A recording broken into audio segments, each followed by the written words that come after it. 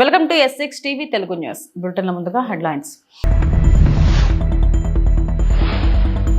భారత్ అతిపెద్ద ఆర్థిక వ్యవస్థగా మారిపోతుంది. రాజ్యాంగ దినోత్సవం ప్రసంగంలో రాష్ట్రపతి వ్యాఖ్య.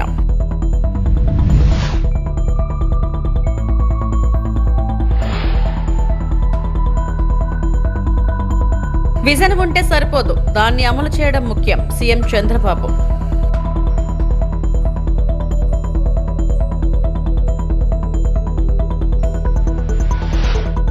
కోనసీమ పర్యటనలో పవన్ కొబ్బరి రైతుల కలం అవుతానని హామీ.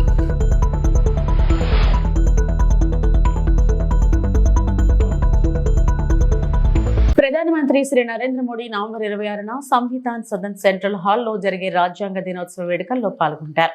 ఈ సంవత్సరం దాని రాజ్యాంగాన్ని ఆమోదించి 76వ వార్షికోత్సవం. ఈ వేడుకల్లో భారత రాష్ట్రపతి, ఉపరాష్ట్రపతి, లోక్సభ స్పీకర్, ఉభయ సభల పార్లమెంట్ సభ్యులు తదితరులు పాల్గొంటారు.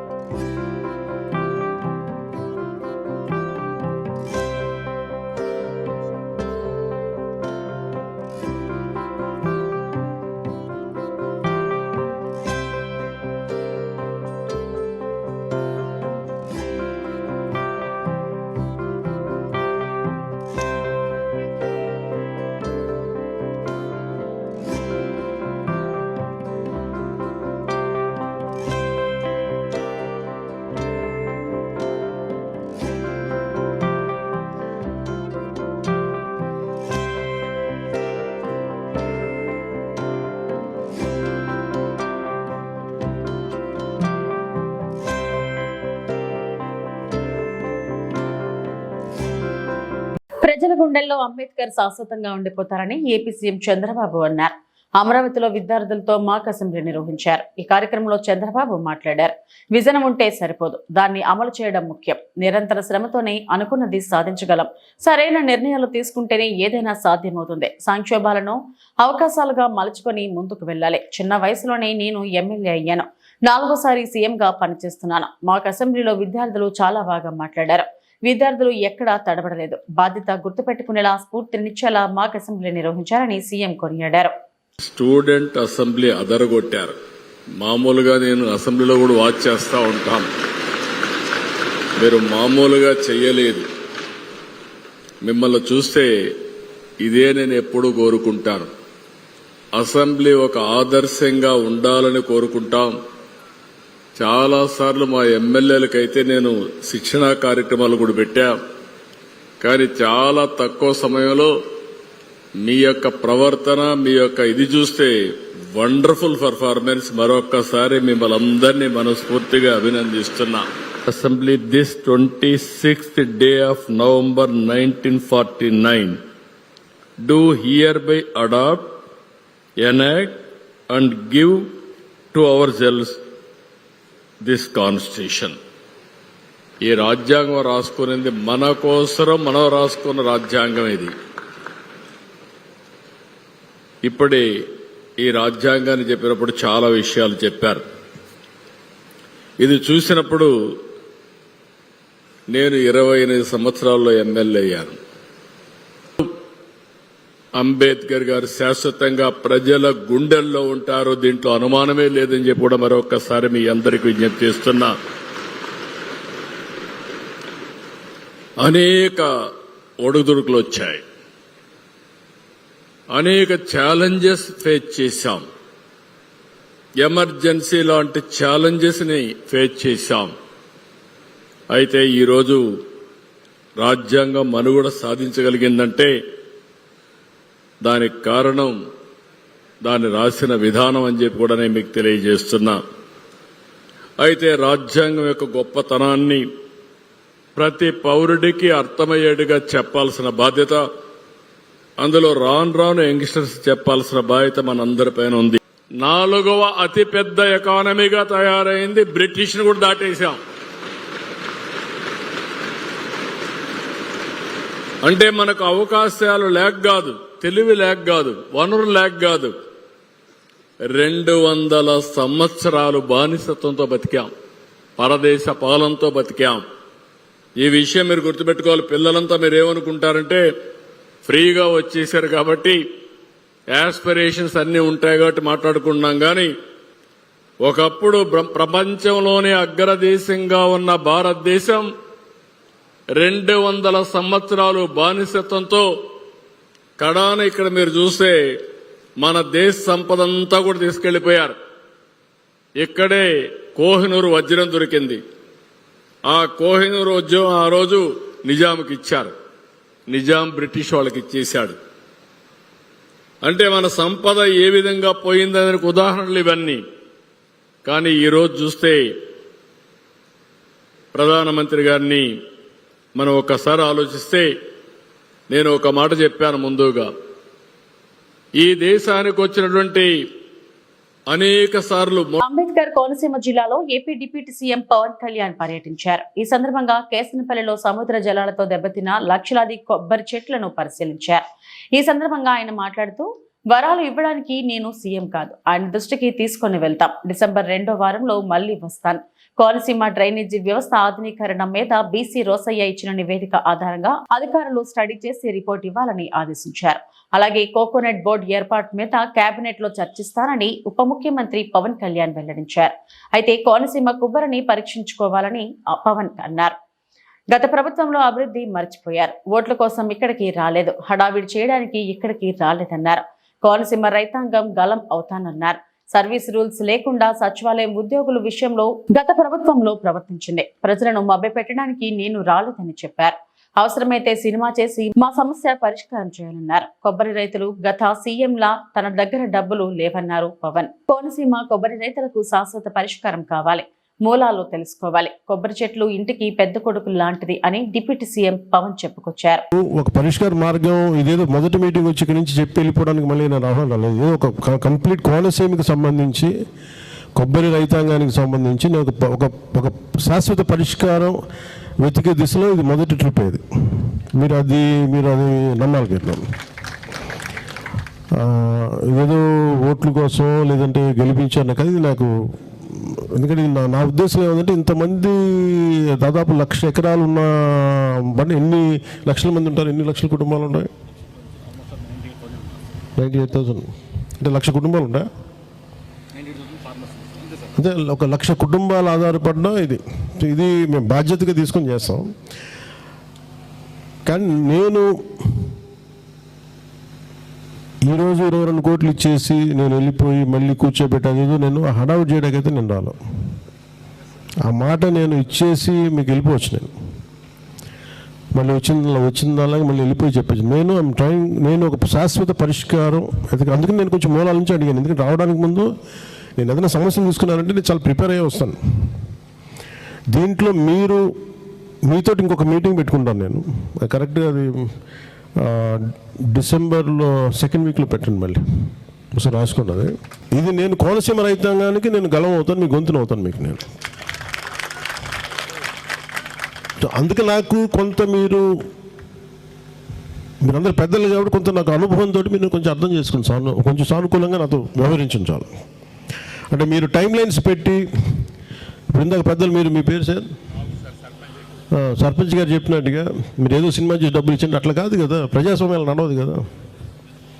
నా కోరిక ఏముందంటే నా మనసులో కోరిక, నా ఆశ కానీ ఇందాక కలెక్టర్ గారు చెప్పినట్టుగా ఎంటైర్ ఎర్స్ట్వైల్ ఈస్ట్ గోదావరి ఈ 3,500 కోట్లతోటి ఈ డ్రైనేజ్ని, ఈ పూడికల్ని మొత్తం కాలువల మరమ్మతులకి చేయాలి. ఎందుకంటే ఇది గోదావరి జిల్లాలో అన్నపూర్ణ అంటారు.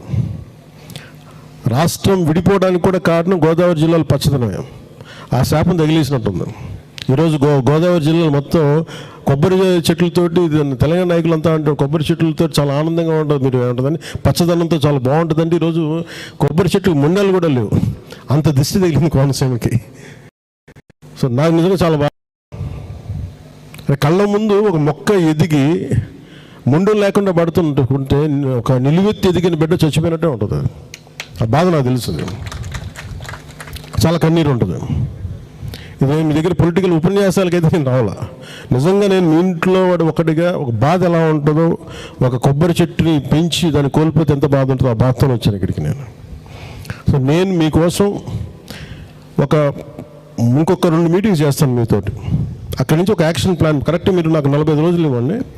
45 రోజుల తర్వాత 45 రోజులు కరెక్ట్గా మనకి జనవరి పండగ పోయిన తర్వాత నుంచి will come out with an action plan. తాము చదువుకునే సమయంలోనూ మాక్ అసెంబ్లీ ఉంటే బాగుండేదని ఏపీ మంత్రి నారా లోకేష్ అభిప్రాయపడ్డారు. అమరావతిలో విద్యార్థులు మాక్ అసెంబ్లీ నిర్వహించారు. రాజ్యాంగ దినోత్సవం సందర్భంగా అసెంబ్లీ ప్రాంగణంలో ఈ కార్యక్రమం చేపట్టారు. దీనికి ఏపీ సీఎం చంద్రబాబు, మంత్రి లోకేష్ హాజరయ్యారు. విద్యార్థులు సభలో వ్యవహరించిన తీరుపై ఈ సందర్భంగా లోకేష్ ప్రశంసలు కురిపించారు.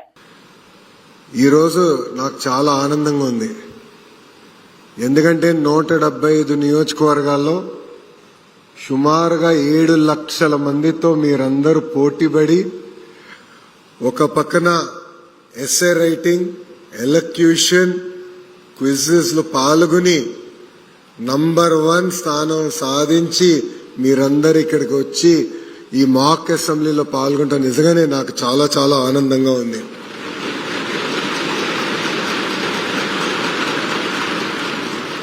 ఇది చూసిందా నాకు అనిపించింది, నేను స్కూల్కి వెళ్ళే సమయంలో కూడా మాక్ అసెంబ్లీ ఉంటే బాగుండేదని.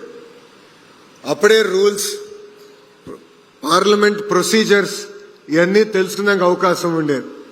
నాకు అవకాశం దక్కలేదు, మీకు ఈరోజు అవకాశం దక్కింది. ఈరోజు మనం చూసింది living class room of democracy. మీరు ఇక్కడ చూస్తే స్పీకర్ని మనం ఎట్లా ఎన్నుకోవాలి, షార్ట్ డిస్కషన్స్ అంటే ఏంటి, కాలింగ్ టు అటెన్షన్ డిస్కషన్ అంటే ఏంటి, 0 అవర్ అంటే ఏంటి, బిల్స్ ఎలా ఇంట్రడ్యూస్ అవుతాయి, బిల్స్ పైన ఎట్లా చర్చ జరుగుతాయి, ఇవన్నీ కూడా మీరు ఈరోజు చూస్తాం జరిగింది. దీంట్లో అనేక ప్రశ్నలు కూడా మీరే రూపొందించారు, బిల్స్ కూడా మీరే తీసుకొచ్చారు. ఇది కేవలం ఒక్కసారి కాదు, ఎవ్రీ ఇయర్ యాక్టివిటీ చేయాలనేది మన ప్రభుత్వం లక్ష్యం. కడప జిల్లాలో 2వ రోజు మాజీ ముఖ్యమంత్రి వైసీపీ అధినేత జగన్మోహన్ రెడ్డి పర్యటిస్తున్నారు. నియోజకవర్గంలో ప్రజలను కలుస్తూ వారి సమస్యలను తెలుసుకున్నారు. అలాగే బ్రాహ్మణపల్లెలో అరటి తోటలను పరిశీలించిన అనంతరం అరటికి మద్దతు ధర లేక ఇబ్బందులు పడుతున్న రైతులతో ఆయన ముఖాముఖి నిర్వహించారు. ఈ సందర్భంగా మీడియాతో వైఎస్ జగన్ మాట్లాడుతూ పంటల కోసం పెట్టిన పెట్టుబడులు కూడా రాకపోవడంపై రైతుల్లో ఆందోళన నెలకొంది. గత ప్రభుత్వ హయాంలో అరటి సాగులో కేంద్రం నుంచి అవార్డు తీసుకున్న రాష్ట్రం మనదే. అలాంటి పరిస్థితి నుంచి రాష్ట్రంలో రైతన్నల పరిస్థితి ఎందుకు ఎంతలా దిగజారింది? 18 నెలల చంద్రబాబు హయాంలో 16 సార్లు రకరకాల విపత్తులు సంభవించాయని మాజీ సీఎం జగన్ పేర్కొన్నారు. దాదాపుగా చంద్రబాబు నాయుడు గారి ప్రభుత్వం మొత్తం చూస్తే ఈ రైతు కోసం తప్పించిన పరిస్థితులు అప్పుడు చంద్రబాబు నాయుడు గారు ముఖ్యమంత్రి అయిన తర్వాత రైతుల బ్రతుకులు మొత్తం తిరోగమనంలోకి చేరాయి. దాదాపుగా చంద్రబాబు నాయుడు గారి ప్రభుత్వం మొత్తం చూస్తే ఈ 18 నెలల కాలంలో ఈ 18 నెలల కాలంలో దాదాపుగా 16 సార్లు కరువు వల్లనో లేకపోతే వరదల వల్లనో, అతివృష్టో అనావృష్టో రైతులు నష్టపోయిన పరిస్థితులు, ఇన్పుట్ సబ్సిడీ ఇవ్వాల్సిన ఆవశ్యకత కలిగిన పరిస్థితులు. ఈ 18 నెలలలో 16 సార్లు అటువంటి పరిస్థితులు ఉత్పన్నమైతే ఇన్పుట్ సబ్సిడీ చంద్రబాబు నాయుడు గారు ఇవ్వాల్సిన అవసరమున్న పరిస్థితులు ఉత్పన్నమైతే చంద్రబాబు నాయుడు గారి 18 నెలల్లో రైతులకు చేసింది ఏమిటి అంటే బోర్డు సున్నా. నిన్న జరిగిన తుఫాను కూడా లెక్కేసుకుంటే ఇన్పుట్ సబ్సిడీనే దాదాపుగా 1100 కోట్ల పైచిలకు రైతులకు ఇవ్వాల్సిన input subsidy first of all లెక్కలు తగ్గించి చూపిస్తూ ఉన్నారు. రైతులకు రైతులకు ఇవ్వాల్సి వస్తుందేమో అని చెప్పి కనీసం ఆ తగ్గించిన లెక్కలైనా కూడా కనీసం ఇస్తూ ఉన్నారు అని అంటే అది కూడా ఇవ్వని పరిస్థితి, ఎగరగొట్టిన పరిస్థితి. రైతులకు ఒక హక్కుగా ఇటువంటి విపత్కర పరిస్థితులు ఏదైనా వచ్చినప్పుడు, కరువులు వచ్చినా, వరదలు వచ్చినా, ఇంకొకటి వచ్చినా ఒకవైపున ఇన్పుట్ సబ్సిడీ ఇవ్వాల్సింది ఎగరగొడతా ఉన్నారు. సీజన్ ముగిసేలోగానే ఇవ్వాల్సిన ఇన్పుట్ సబ్సిడీని ఎగరగొడతా ఉన్నారు. రెండోది రైతులకు హక్కుగా ఉచిత పంటల బీమా అన్నది రైతులకు ఒక హక్కుగా వైఎస్ఆర్సీపీ ప్రభుత్వ హయాంలో కల్పించిన హక్కును చంద్రబాబు నాయుడు గారు ముఖ్యమంత్రి అయిన తర్వాత ఆ హక్కును కాలరాశాడు. 84 లక్షల మంది రైతులు వైఎస్ఆర్సీపీ ప్రభుత్వ హయాంలో ఆర్బీకేల పరిధిలో ఈ క్రాప్ చేసి, ఈ క్రాప్ అంటే రైతును పొలంలో నిలబెడతారు, వేసిన పంట మధ్యలో ఆ పొలంలో రైతు నిల్చొని ఫోటో తీసి జియో ట్యాగింగ్ చేసి దాన్ని ఈ క్రాప్ అని అంటారు. అలా ఈ క్రాప్ చేసి ఆర్బీకేకి అనుసంధానం చేసి మొత్తంగా దాదాపుగా 84 లక్షల మంది రైతులు ఉచిత పంటల బీమా సౌకర్యం గతంలో కలిగిన పరిస్థితి. రాష్ట్ర ప్రభుత్వమే రైతుల తరఫున ఉచిత పంటల బీమా కట్టి రైతులకు ఒక హక్కుగా ఇచ్చేది. అలా కట్టడం వల్ల రైతులకు 5 సంవత్సరాలలో దాదాపుగా 7,400 కోట్ల రూపాయలు ఉచిత పంటల బీమా ద్వారా రైతులకు మేలు జరిగిన పరిస్థితులు గతంలో వైఎస్ఆర్సీపీ ప్రభుత్వం. అలాంటి ఉచిత పంటల బీమాను చంద్రబాబు నాయుడు గారు తీసేసినాడు, రద్దు చేసేసినాడు. ఈరోజు రాష్ట్రంలో పరిస్థితి కేవలం 84 లక్షల మంది రైతులు ఉంటే కేవలం 18 లక్షల మంది రైతులు మాత్రమే పంటల బీమా చేసుకున్న పరిస్థితులు. అది కూడా ఆ 18 లక్షలు బ్యాంకు రుణాల కోసం పొందడానికి బ్యాంకుల దగ్గరికి వెళ్ళినప్పుడు, బ్యాంకులు రుణాలు మంజూరు చేసినప్పుడు ఖచ్చితంగా ఇన్సూరెన్స్ డబ్బులు కట్ చేసుకొని వాళ్ళు బ్యాలెన్స్ డబ్బులే రుణాలుగా ఇస్తున్న పరిస్థితులు. కాబట్టి ఆ 18 లక్షల మందికైనా కానీ కనీసం ఆ మేరకైనా ఇన్సూరెన్స్ అయింది. రాజ్యాంగ దినోత్సవం సందర్భంగా అమరావతిలోని అసెంబ్లీ ప్రాంగణంలో విద్యార్థులతో మాక్ అసెంబ్లీ నిర్వహించారు. ఇందులో పాల్గొన్న విద్యార్థులు సభ జరుగుతున్నంతసేపు ప్రజాప్రతినిధుల్లా మారిపోయారు. వివిధ అంశాలపై చర్చించారు. అధికార ప్రతిపక్ష నాయకుల్లా మాటలు తూటాలు పేల్చారు. నిజమైన అసెంబ్లీని తలపించేలా విద్యార్థులు వ్యవహరించడం హర్షణీయం. అందరికీ నమస్కారం. సభా నాయకులకు, ప్రతిపక్ష నాయకులకు మరియు సభలో వారందరికీ నా ధన్యవాదాలు. ఈ కుర్చీకి కుడి ఎడమలు ఉండవు, కేవలం రాజ్యాంగం మరియు సభా నియమాలు మాత్రమే ఉంటాయి. ప్రతిపక్షానికి తగిన సమయాన్ని ఇస్తాను. ప్రభుత్వం నుండి సరైన సమాధానాలు రాబడతాను.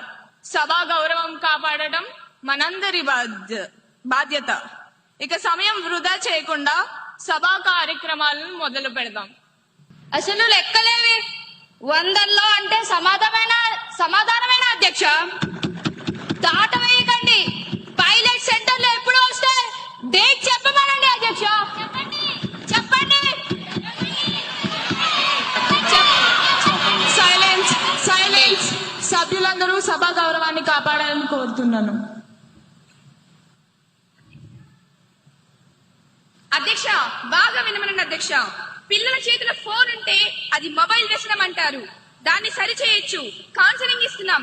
కానీ అధ్యక్ష, మా మైకులు కట్ చేశారా? మళ్ళీ కదలే. యాక్షన్ ఎప్పుడు? యాక్షన్ ప్లాన్ ఏది? కానీ ప్రభుత్వం ఏం చేసినా గుడ్డిగా వ్యతిరేకించే మీ మైక్ వ్యసనానికి మాత్రం ప్రపంచంలో ఏ రీహాబిలిటేషన్ సెంటర్ మందు కనిపెట్టలేదు అధ్యక్ష. పిల్లలకి కౌన్సిలింగ్ పనిచేస్తుంది కానీ కానీ మీకు పని చేయదు. పైలట్ సెంటర్ల మీద దృష్టి పెట్టాం అధ్యక్ష మేము. మీరు కేవలం అల్లరి మీద మాత్రమే దృష్టి పెట్టారు అధ్యక్ష. తేడా అదే అధ్యక్ష. ధన్యవాదాలు అధ్యక్ష. 241103 క్వశ్చన్ పై గౌరవ హెచ్ఆర్డి మినిస్టర్ గారిని స్పందించవలసిందిగా కోరుతున్నాను. సంబాల చిత్ర బృందం ఇటీవల వరంగల్లో సందడి చేసింది. నటుడు ఆది సాయి కుమార్ చిత్ర బృందంతో కలిసి భద్రకాళి ఆలయం 1000 స్తంభాల గుడిని దర్శించుకున్నారు. ఆది హీరోగా స్తంభాల చిత్రాన్ని యుగంధర్ ముని తెరకెక్కించిన విషయం తెలిసిందే. ఈ సినిమా డిసెంబర్ 25న ప్రేక్షకుల ముందుకు రానుంది.